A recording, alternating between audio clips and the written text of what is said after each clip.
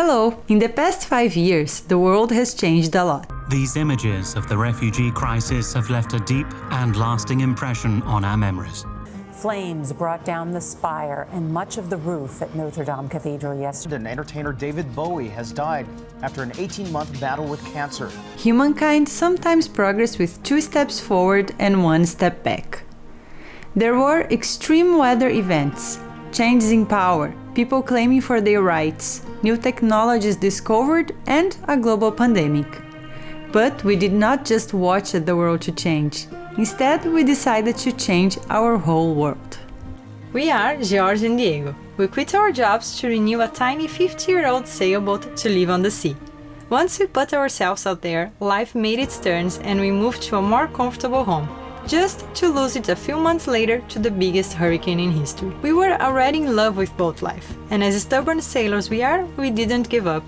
20,000 nautical miles later, here we are in Unforgettable 3, following our dreams half world further from where we started. Subscribe and join our life at sea. Wow, 5 years living aboard. I did not see this coming. Yes, hello guys! So today in this video we want to give you an honest testimonial on how it's been to live on a boat, on a sailboat, 5 years in a row. It's a big milestone and we could not be happier. Yeah, and I think this video is gonna answer a lot of questions we've received along these years, so I hope it's useful. Before we started, I would kindly ask you to please give your thumbs up to this video, share with your friends, family and social media, and if you really like our content, consider becoming a patron. And if you're not subscribed to the channel yet, you know what to do. Subscribe, click the bell, the whole thing. A quick summary then, guys. We left Brazil exactly 5 years ago, in November 2015. We took a year sailing the Brazilian coast, we went to the Caribbean, we spent 2 years in the Caribbean, we crossed the canal, ended up in French Polynesia, and actually we sailed all the way to Australia, around 25 territories and countries, so it's been quite a lot. And 30,000 miles. Yes, 30,000 nautical miles. This is basically around the globe. Would be enough to sail around the globe if you follow the equator line. It's been amazing, but of course we had many ups and downs in this meantime. We had many challenges that we want to share with you.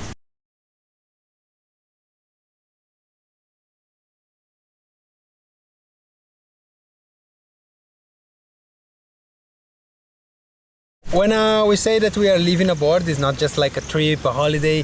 So of course there's ups and downs, it's a bit of a roller coaster, and the name of this game is called life, right? In a boat would it not be different? I can highlight the first time we end up in a very nice bay in Brazil, and we learned what cruising was about. And that was before YouTube and before everything. We just like experiencing this whole thing, and there was like 6 really good months. We had no commitments, no worries, and we were just like, our only concern was just like to learn to live aboard. Yeah. And that was a great moment. That was in Bahia de Ilha Grande, Rio de Janeiro coast. At that time we were just spending the money we saved for the trip. Yeah, basically a car that we sold. We sold the car, and we just like we could use this money to survive. Arriving in Barbados.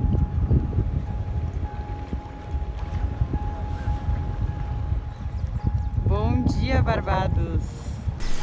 It was just not the crossing, but the days that followed was like some days to remember. I'll never forget, because it was first time getting to know the Caribbean culture and like the very crystal clear water, and so much fun, and the sense of achievement, you know. I was really proud of ourselves.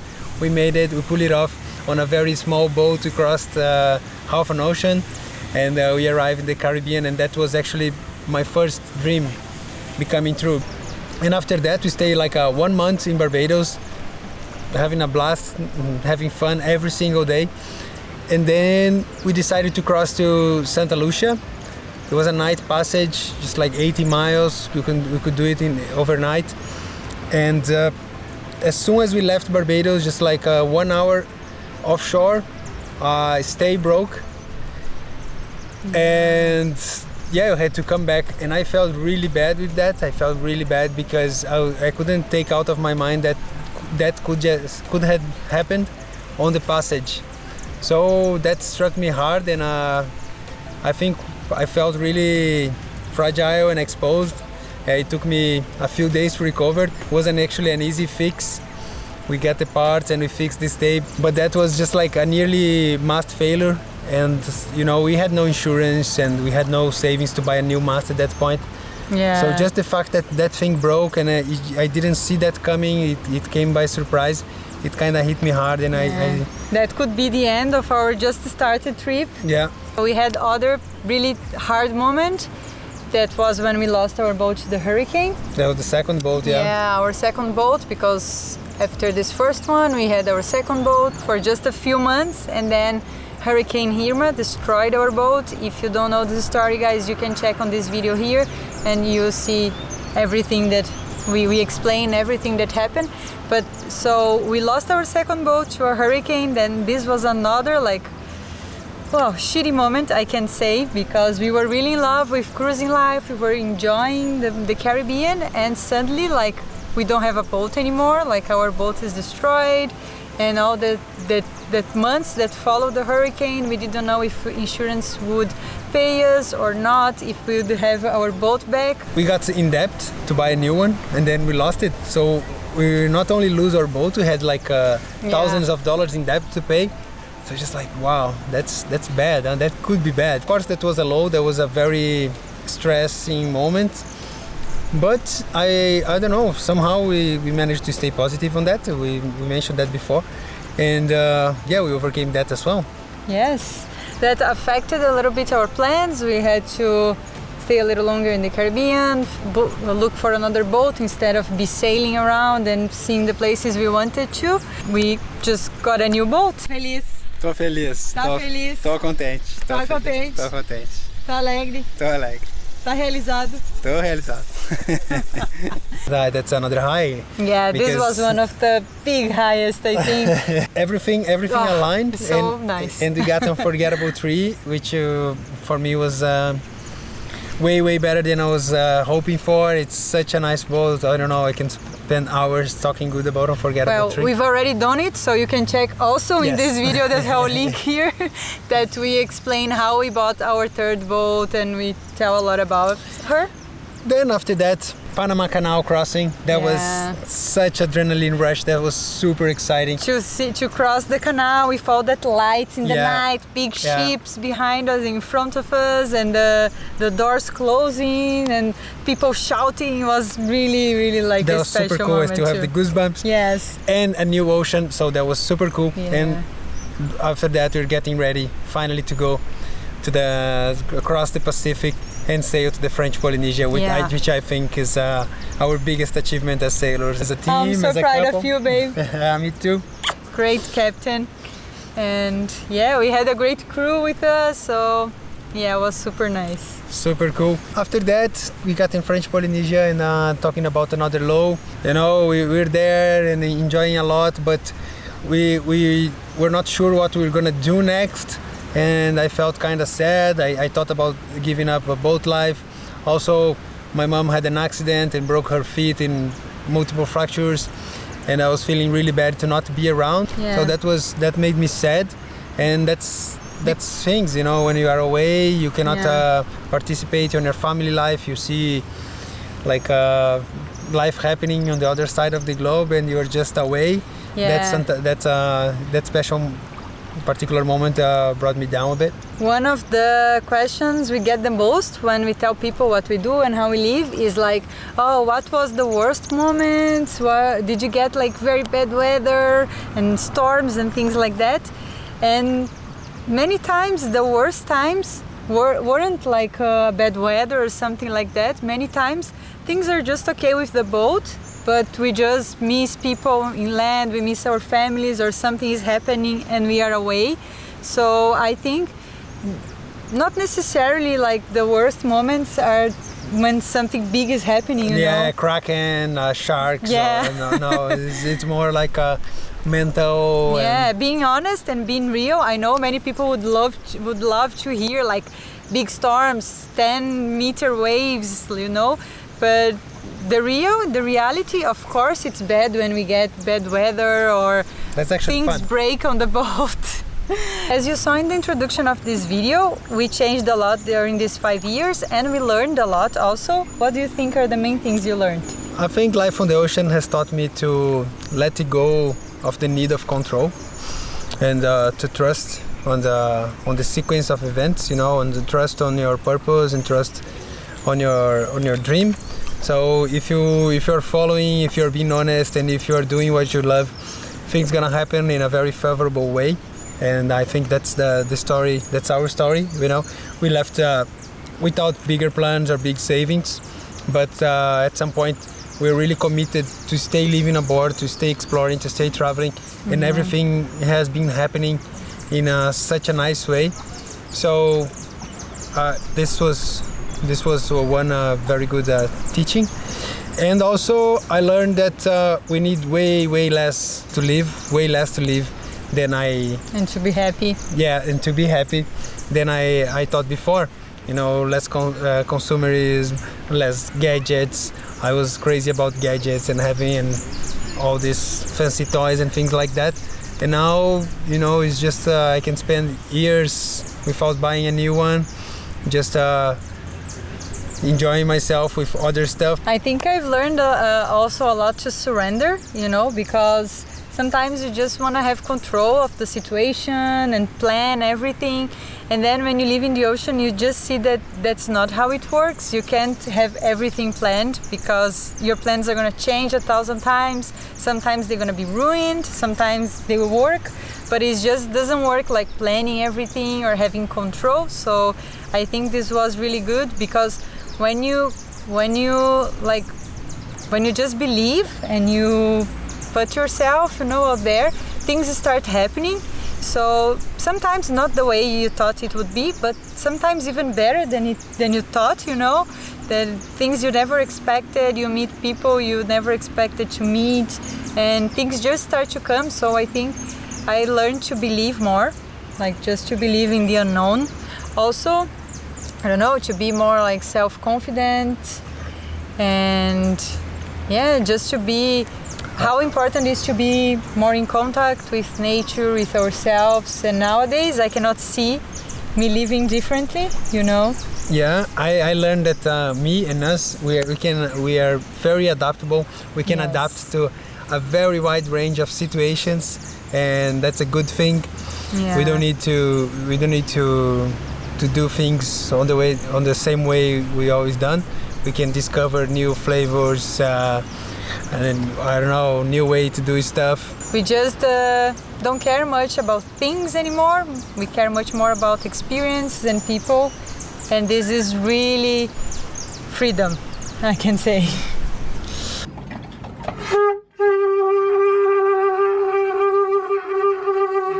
I learned that the guy on the boat next to you can become your best friend.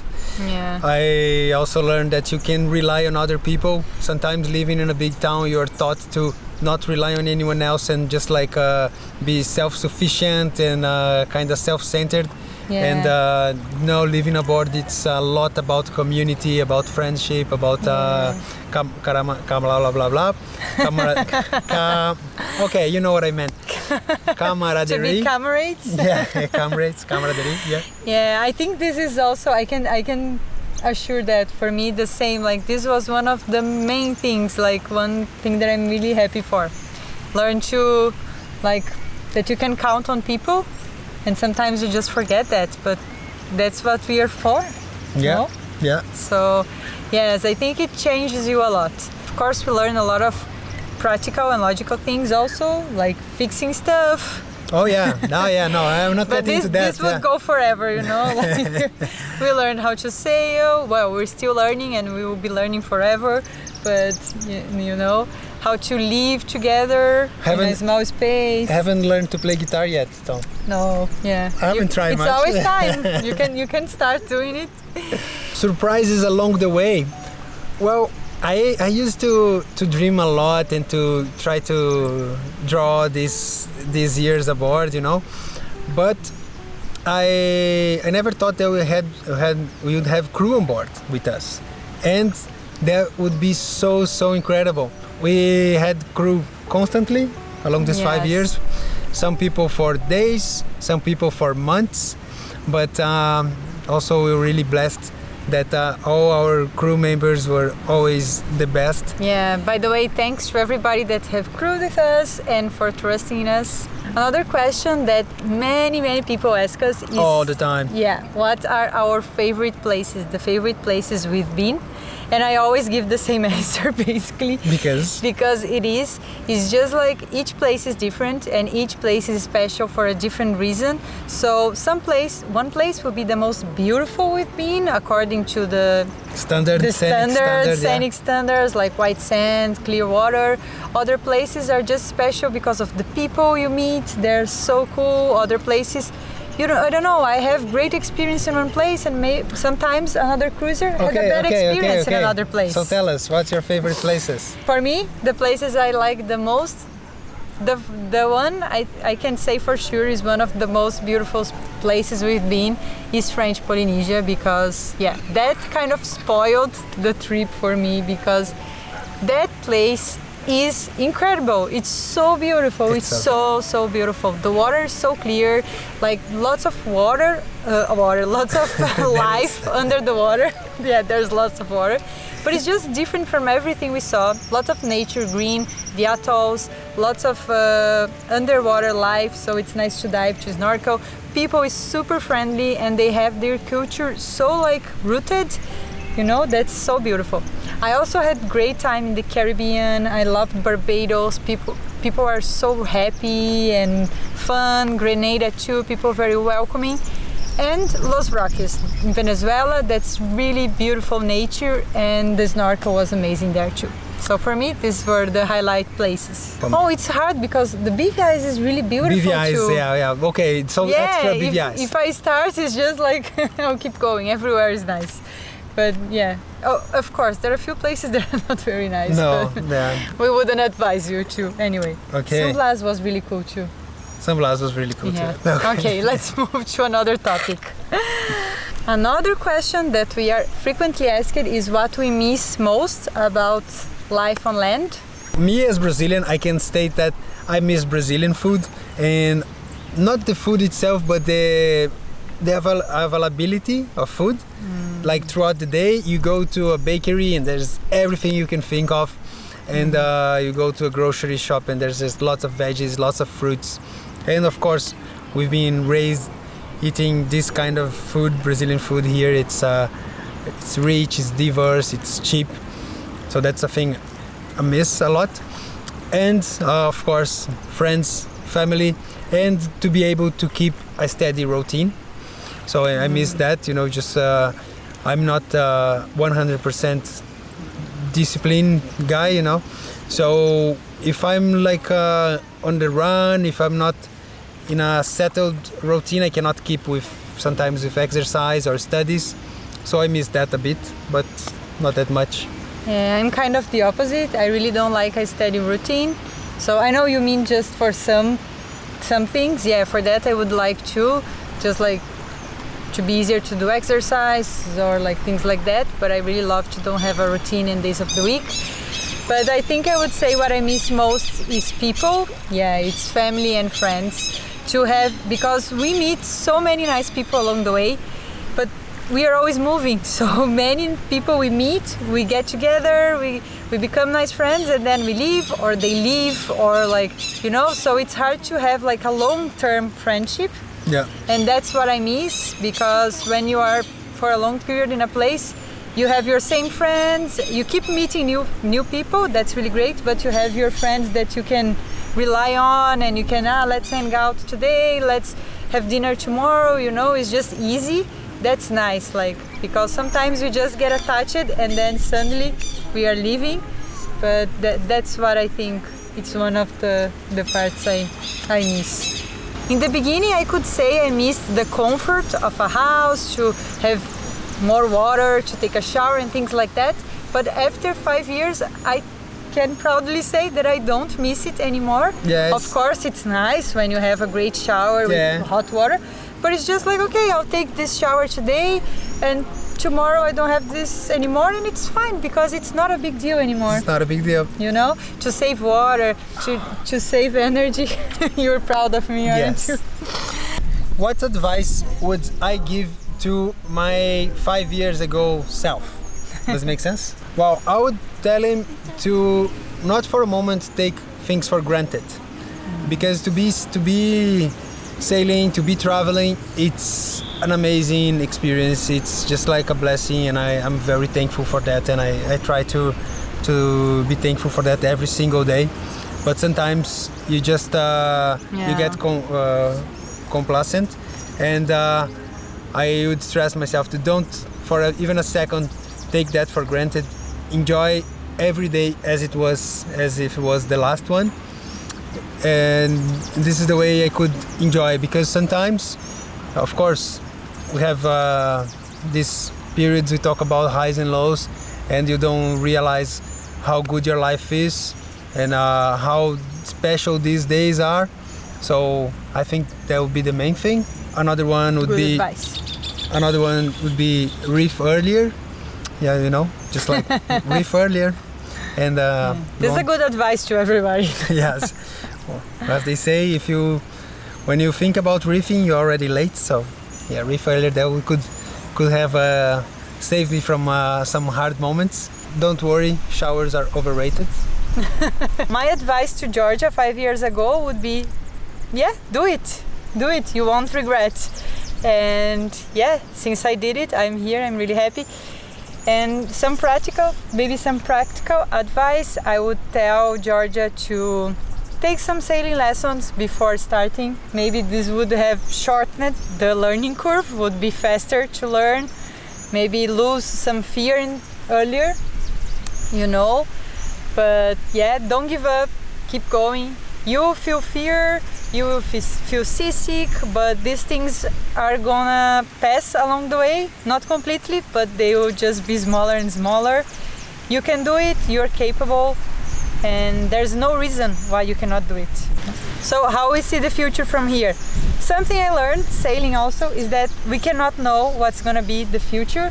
We just can think what we want it to be, and what I want is that we keep sailing as long as we are happy and we are enjoying it, because this was always our goal. If at some point we are not happy or not enjoying it, we can change. But I see a nice future sailing a lot. There's many places I still want to visit, build a family on the boat, and yeah, see the world as we've been doing, meet a lot of nice people, and keep sharing this with you guys as much as we can, the most honest way we can. And yeah, I think that's it. I see the short-term future is rain. Yes, we learn we cannot fight against the weather. So, but yeah, let's wrap it. And I see the future with we are now somewhat mature sailors. So I see with lots of miles ahead, maybe growing a family, and keep exploring, keep developing our new skills, keep improving as sailors, as travelers, as people, and lovers and nature lovers. So I see us in a good track, and I just want to see us keep going. Yes, keep going further. Please now I'm curious, just let us know how you see our future, what you would like to see us doing. Maybe in the future this would be really a cool and fun thing to read here in the comments. Thanks for watching this video, for taking the time to listen to us, and I hope it just maybe inspire you a little bit. Yeah, if you are considering living aboard and moving in a boat and doing a long-term travel, I think it's a very rewarding experience. I feel really blessed to be able to do this for these 5 years, and thank you so much for watching this episode till here. Again, please leave your thumbs up, share these videos with someone you love, and consider becoming a patron. Thank you so much. See you next week. Yes, all of this helps a lot our channel. Thank you so much, guys. Bye bye.